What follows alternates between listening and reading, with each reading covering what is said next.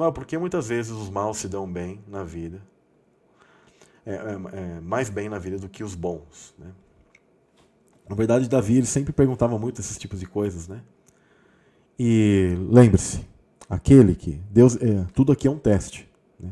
Não quer dizer que você vai ficar sempre se dando mal na vida, tá? Só que os maus, muitas vezes eles têm muito mais conhecimento que as pessoas. Vou dar um exemplo. Os maus, os controladores do mundo, pessoal, eles têm o conhecimento de como as coisas funcionam no mundo espiritual. Então eles usam o quê? Física quântica. Eles são o quê? Cabalistas. Eles sabem como que o mundo espiritual se move, como ele funciona. Inclusive, eles usam Bíblia. Todo conhecimento, na verdade, bíblico. Porque a Bíblia é cabala, né? É a ciência divina. Eles usam isso porque eles conhecem isso. Então eles sabem coisas do tempo, material, coisas psíquicas, né? Sobre portais, sabe tudo que você imaginar, né? Eu abordo bastante aqui no canal, mas eles sabem tudo isso.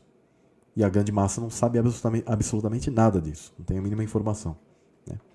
Então, como eles sabem dessas coisas, muitas vezes eles usam as leis e as coisas que Deus ele dá, tanto para bons e maus. Lembra que a Escritura fala que o sol e a chuva estão para bons e para maus? Por quê? Ele está permitindo que o mundo, o campo, lembra da parábola do joio e do trigo, continue correndo, funcione, né? Mas eles sabem como funciona, então eles conseguem ter uma vida próspera, rica, manipularem a matéria, manipularem o inconsciente das pessoas e coisas do tipo, né? E já os bons, muitas vezes, não sabem como essas coisas funcionam, não são gratos, vivem ali, tentam viver uma vida justa, mas não sabem como usar as próprias leis divinas que Deus lhe deixou. Aquilo que o pessoal chama muito de lei da atração, na verdade é a fé. É apenas a fé. E a fé ela pode funcionar para o mal também, né? E para a pessoa que é má, no caso, né, que eu quero dizer. E também para o mal, né? Você pode exercer uma influência má na vida de uma pessoa, né? Só que você vai dar conta disso. Aquilo vai retornar para você, tá? Então, que o pessoal chama de lei do retorno. A galera da Nova Era gosta de falar lei do retorno. Que a Escritura fala lei da semeadura. Então, tudo que tem sido ensinado, o conhecimento hoje, ele é apenas uma réplica daquilo que era o conhecimento cabalístico bíblico, que apenas os povos tentam fazer. Outro dia um cara ele me mostrou um negócio que era dos nórdicos, que era uma espécie de tipo uma árvore da vida deles, parecida à árvore da cabala. Olha, então não é do mal? Eu falei, não, cara, na verdade eles são imitadores, né? A cabala é muito mais antiga que os nórdicos e eles que com certeza pegaram alguma coisa e meio que fizeram o mesmo padrão aqui, né? Tanto que você, por exemplo, se você estuda o livro de Enoque, ele fala sobre os 10 e 9 céus. Cabala e os nórdicos também tem a questão dos 9 mundos. Aliás, tem um monte de cosmologia que fala sobre essa questão dos 9 mundos e o 10º que é onde o Deus absoluto está. Sempre se soube disso. Os hebreus sempre souberam disso, né? Inclusive hoje a igreja pensa que só tem 3 céus, porque fala que, como Paulo mencionou o terceiro, ele fala, bom, tem 3 então. Na verdade ele sempre soube que tem 10. Sempre foram 10. Dentro do multiverso principal que nós fazemos parte, tá? E são as sefirotes lá, né? Então, o pessoal não tem muita noção disso. Então os maus eles usam isso. Por isso que às vezes você pensa que eles estão se dando bem, mas eles apenas estão usando a lei da fé e das coisas, só que em prol deles. Vocês já perceberam que maçons, sociedades secretas fazem caridade? Por quê? Porque aquilo tem um tipo de retorno espiritual para eles. E eles também conseguem enganar com isso, né?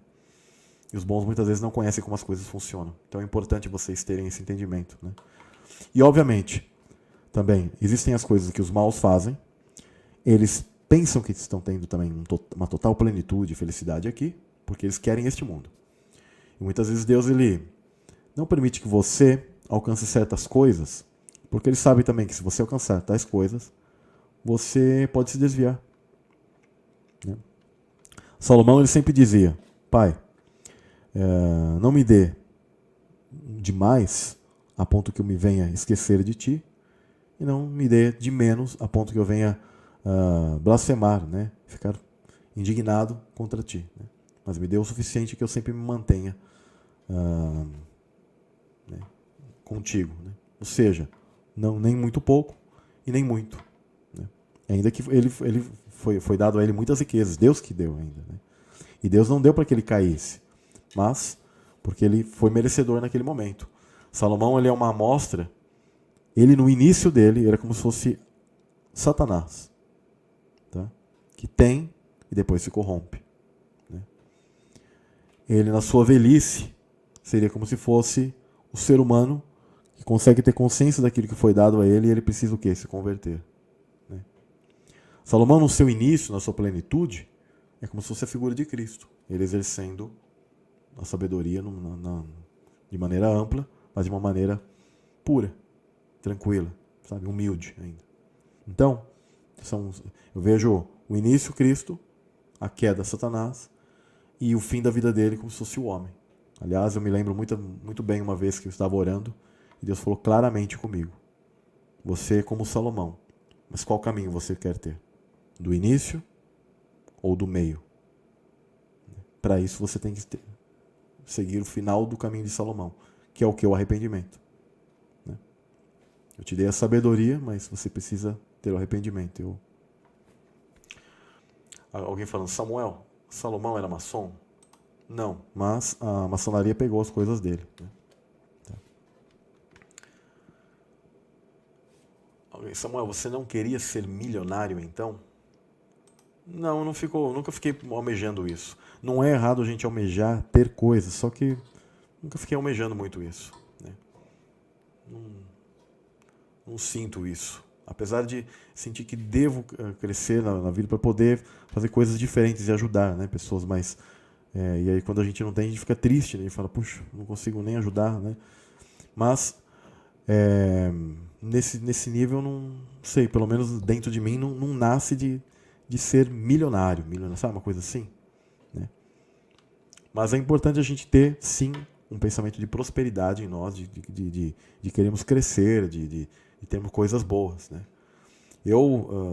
Inclusive, eu adquiri uma cadeira, acho que não sei se o pessoal viu, essas cadeiras, né, tipo de escritório, uma cadeira que você compra, assim. Porque eu fiquei anos, uma cadeira de madeira que ficava...